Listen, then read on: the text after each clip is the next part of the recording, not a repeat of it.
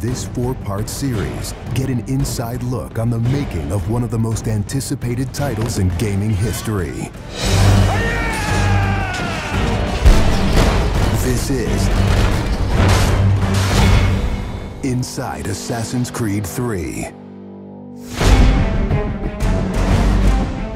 Ever since Europeans arrived in North America, they had been involved in shipping goods back and forth across the Atlantic Ocean. In order to make this economic system work, the British tried to control the goods that are going to the colonies. And it was those goods coming back and forth which made a few places on eastern North America important. Whether it's the Boston Tea Party or the Boston Massacre. Fire! We have these big historical events that we can situate our game around. All of these events that people have a rough understanding of, but they've really never experienced.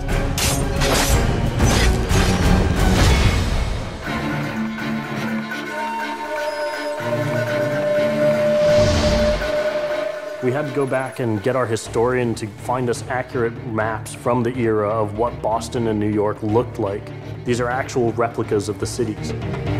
If you're familiar with those cities, you should have that sort of eerie feeling of finding familiar sights. We really wanted to push the animations and just make it look like it's a real living world. As you walk through the crowd, you'll also see animals in the streets. They'd have a pig, they'd just clip his ear in a certain way, and they'd let him go in the street. And then he'd eat garbage, and then when it was time to eat the pig, you'd go and find your pig, and you'd slaughter it and eat your pig. We've got a lot of new ingredients that just bring a new, fresh feeling to the gameplay inside of the cities.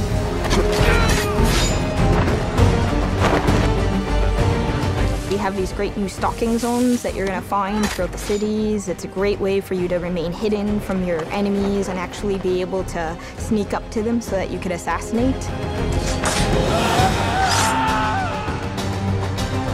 We've got this amazing dynamic weather system in, so we can see not just the time of day passing, but also going in and seeing the same environments, not just in the summer, but in the winter as well. Even though it's a much more condensed area in the city, you actually have to be more careful. There will be carts moving past, so as you're running along the buildings, escaping some snipers, you'll be able to just dive off into a hay cart that's driving past. You'll be able to jump out of that, free run quickly through the streets, through a building, and jump out the other side. See people inside freaking out as you run past through their kitchen.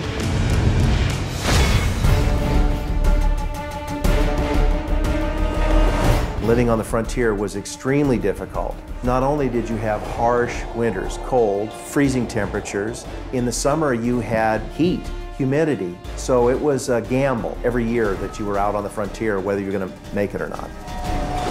For AC3, the biggest difference is just having access to the frontier. So this huge wilderness area that you can sort of explore at your own pace. It's a forest, the navigation in a very new environment, and a very organic environment as well. In the frontier, you'll be able to navigate through deep snow, but also snow does impact your gameplay. It will slow down you as well as your enemies. Once we decided that we were going to build the frontier, we realized obviously we need to populate that area. So animals became a very big deal. We have over 24 different species of animals in the game. There's an entire hunting loop that you can engage in.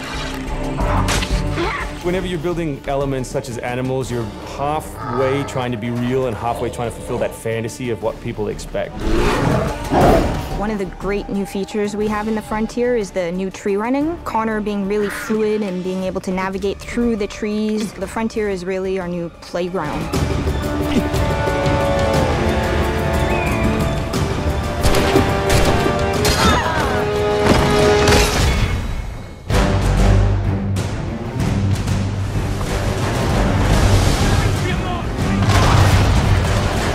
This war at sea was truly a global war and involved not only the British, but the French and the Spanish and the Dutch. Naval engagement of that period was all about closing the distance. Boarding is the end game. You've got to be able to close with the enemy, get alongside, then get on board to steal his ship. You want to take that ship intact if you can, because that's where you get your prize. The prize is whatever is on that ship that you want. Naval warfare was absolutely decisive to success in the American Revolution. Commerce comes by sea, at the same time invaders come by sea. You control the sea and you control the conflict. It's a huge part of the historical period. The Revolution is won pretty much at Yorktown by a blockade of ships. You know, we can't ignore this part of the history. This is critical. this is something that we have to do. We started a whole team up just to specifically focus on the naval experience. Naval combat has been a huge challenge. The technology of the wind, the water simulation has been a massive undertaking for the team. Initially, we didn't even think it was feasible because it's a big moving structure. It's a full simulation on the high seas where Connor is controlling a ship, he's controlling a crew as well, so he's kind of the master and commander on the ship. Very exciting. I mean, you are on a moving vessel that is very much part of the sea itself.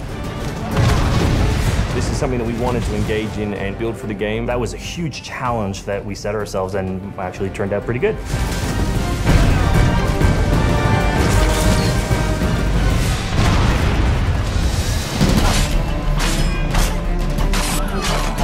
If you haven't played any Assassin's Creed games before, we really think this is a great point to get on board. It is a new story, it is a new character. This team is full of people who love making Assassin's Creed, who are delivering just an astoundingly polished and fun experience. As a creator, nothing gets better. To be frank, it just looks great. Seeing all of this coming together at the end, it's amazing. For new fans, really, this is about as good as it gets. It's by far the biggest and best Assassins yet.